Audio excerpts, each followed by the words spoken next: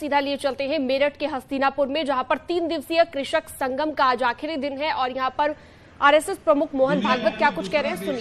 इतनी पुरानी खेती बात, ठीक है। हमारे यहाँ कृषि विद्यापीठ उस समय नहीं थे, कृषि शास्त्रज्ञ नाम का प्राणी नहीं था, एग्रीकल्चर कॉलेज नहीं थे, परंतु हमारा किसान हमारा कृषि का शास्त्रज्ञ था। उसकी खेती उसकी लेबोरेटरी थी और 10,000 साल से करते करते करते उसने एक उत्तम प्रकार की खेती यहां पर की।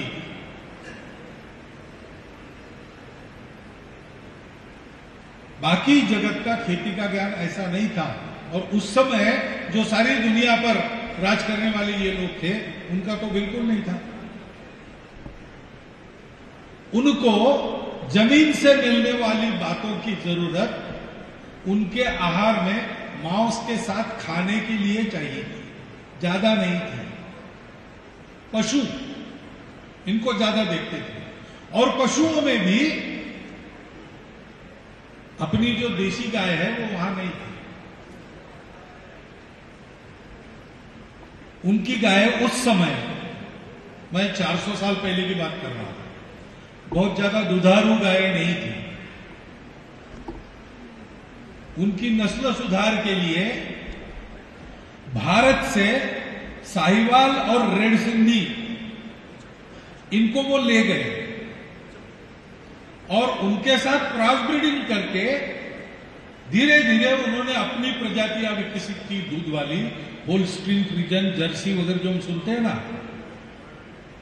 उसके लिए उपयोग हुआ है भारत के ब्रीड्स का। और इसलिए जानवरों के शास्त्र में उन ब्रीड्स को, होल्स्टीन, जर्सी वगैरह ऐसे ब्रीड्स को ब्राह्मण कैटल कहते हैं। जो है वेटरनरियंस वो जानते हैं, उनको ब्राह्मण कैटल कहा जाता है। उनके पास नहीं था, खेती में घोड़े का उपयोग होता था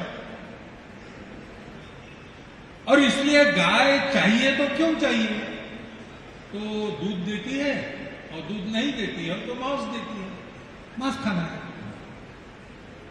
उनकी दृष्टि बचनी, उनके परिस्थिति में वो सोच रहे, ठीक है। लेकिन वही बात इधर भी ला दी उन्होंने। मैं जानवरों का डॉक्टर हूं, मैं पढ़ा हूं, तो हमको सिखाते समय और हमारे प्रोफेसर लोगों को ये कहना पड़ता था कि देखो भारत की गाय दूध वगैरह ज्यादा नहीं देती, उधर की गाय बहुत अच्छी है, वो क्रॉस ब्रीडिंग करना। लेकिन यहां पुराने लोग भी बैठे होंगे, वो याद करते होंगे 2 पीढ़ी पहले कई जगह दूध को बेचा नहीं जाता था, दूध को दिया जाता था। दूध बेचना पाप मानते।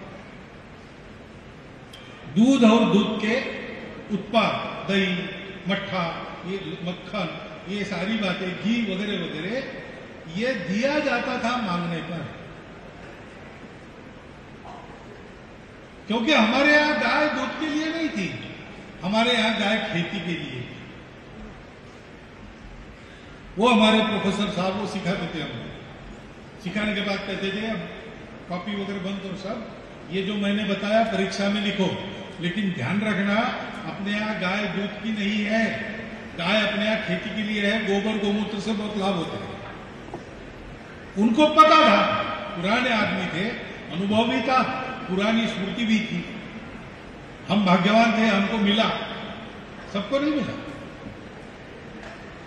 और इसलिए वो जो नया तरीका खेती का हमने लिया, दिखने में तो बहुत अच्छा दिखता है। हल लेके अपना किसान भूमि में जोतेगा, कितना समय लगता है। वो एक मशीन लेके आते हैं, आधे दिन में पूरा जोत के चले जाते। हम अपनी खेती में बीज बोते हैं, फसल आती है, धीरे धीरे थोड़ा थोड़ा मिलता है। उनके यहां कितना बड़ा बैंगन, कितना बड़ा लौकी, कितनी बड़ी मिर्ची, ये सारी बातें, क्योंकि वो रसायन डालते हैं। रसायन डालने से जैसे अन्नाओं से मिलता है, ऐसा दावा है वनस्पति को, वैसे रसायन पानी भी खींचता है।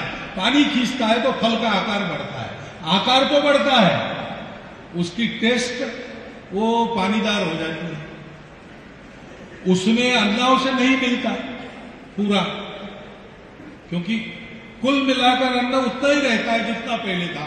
पानी के कारण आकार बढ़ गया तो प्रमाण कम हो जाता है। और ये रसायनों के अणु परमाणु उसके जरिए हमारे अंदर जाते हैं, तो क्या क्या करते हैं ये अभी सब लोग देख रहे हैं, अभी सब लोग देख रहे हैं।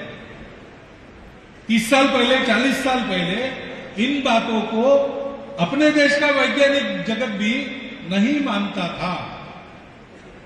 अब थोड़ा थोड़ा उनके भी ध्यान में आ रहा है।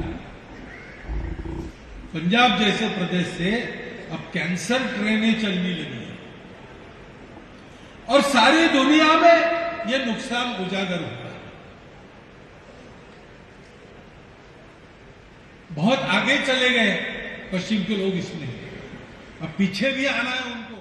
तो जैविक खेती पर कृषक सम्मेलन यहाँ पर चल रहा था। मोहन भागवत को आप सुन रहे थे। आगे बढ़ते हैं। बीजेपी के राष्ट्रीय अध्यक्ष जेपी नड्डा ने आज भाजयुमो की नेशनल यूथ पार्लियामेंट का उद्घाटन किया और इस दौरान जेपी नड्डा ने राहुल गांधी पर जमकर निशाना साधा है। जेपी नड्डा ने कहा कि राहुल गांधी विदेश में जाकर देश का अपमान करते हैं। मैं राहुल गांधी की बात करता हूं तो मैं यह कहना चाहता हूं कि उन्होंने प्रजातंत्र की हर मर्यादाएं लांघ दी। कांग्रेस पार्टी आज मानसिक दिवालियेपन से ग्रसित है। They have become mentally bankrupt and when I से आई से इट विथ फुल रिस्पॉन्सिबिलिटी। क्या कहते हैं? ब्रिटेन की, इंग्लैंड की सरजमी पर जाकर के क्या कहते हैं? इंग्लैंड की सरजमी पर जाकर के कहते हैं, you know, in India, democracy is threatened. You know, there is no democracy in India. और आगे बढ़कर के कहते हैं, the so-called defenders of democracy, America and US democratic countries are in oblivious.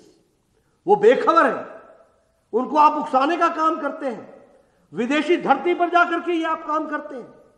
आप इन शब्दों को देखो, पार्लियामेंट के दृष्टि से, when you are discussing in the youth parliament, please go through these words, what does it mean? इन शब्दों का अर्थ क्या है? इन शब्दों का अर्थ है कि आप विदेश की सरजमी पर जाकर के Bharat, the mother of democracy, उसको वहां पर उसके बारे में आप निंदा तो करते ही हो, लेकिन साथ ही साथ विदेशी ताकतों को भी आप उकसाते हो कि वो हमारे यहां दखलंदाजी दें। न्यूज 18 नेटवर्क पर हम राइजिंग इंडिया के तीसरे एडिशन की अनाउंस